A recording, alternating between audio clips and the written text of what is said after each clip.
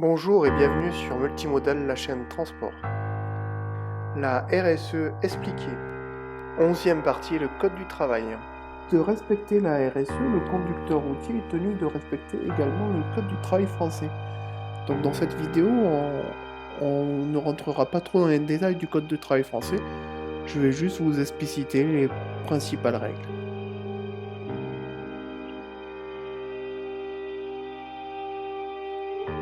Donc le cadre juridique, donc la durée de travail des conducteurs routiers du transport est régie donc par la RSE, mais aussi les dispositions générales du Code du travail, des dispositions spécifiques au transport routier correspondant à plusieurs articles de la partie législative, etc., et des dispositions des conventions collectives du transport routier.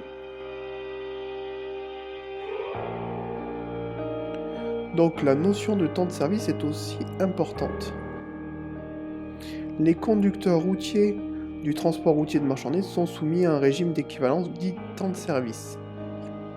Ces temps de service sont de 43 heures par semaine ou 559 heures par trimestre pour les grands routiers. Donc un grand routier, c'est 6 repos journaliers hors du domicile par mois. 39 heures par semaine ou 507 heures par trimestre pour les autres personnels roulants. Et 35 heures par semaine, 55 heures par trimestre pour la messagerie et convoyeur de fonds.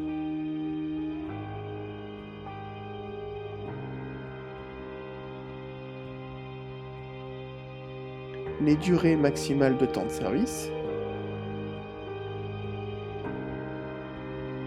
12 heures par jour, donc vous avez droit à 12 heures de travail par jour. 56 heures par semaine isolées pour les grands routiers. 52 heures par semaine isolées pour les autres roulants. Et 48 heures isolées pour la messagerie et convoyeur de fonds.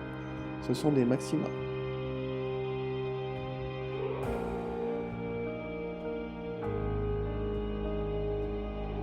Si le temps de travail est supérieur à 6 heures, si le temps de travail est supérieur à 9 heures, vous avez droit à des pauses.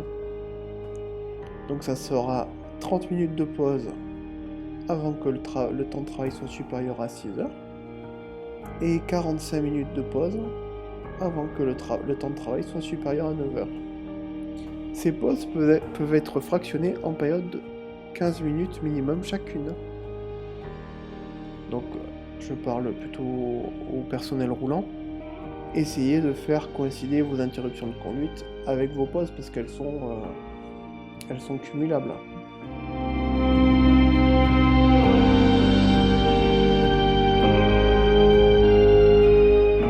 Alors voici un petit exemple.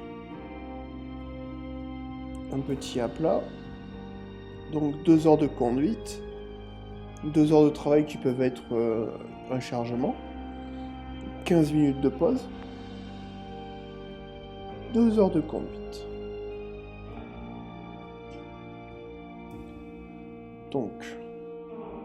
Donc quand on fait les comptes, 2 heures plus 2 heures plus 2 heures, ça fait 6 heures de travail. Notre conducteur n'a que 15 minutes de pause. Donc en tout état de cause, il devra prendre un repos de 15 minutes minimum. Mais comme il conduit un camion, il sera peut-être préférable de prendre 30 minutes de pause et ainsi repartir de zéro en conduite. Car n'oubliez pas, là il a 4 heures de conduite, ça veut dire que si il prend 15 minutes de repos, eh bien il pourra repartir pour 30 minutes de conduite ou pour travailler. Mais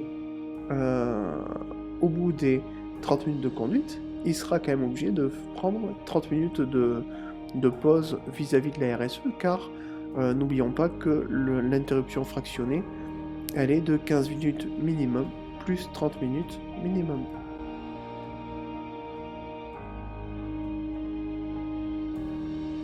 Alors donc, et du travail de nuit. La période de travail entre 21h et 6h.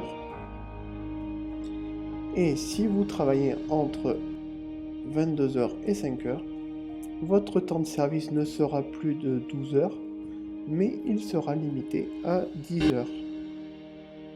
Voilà, c'est la fin de cette série de vidéos sur la RSE.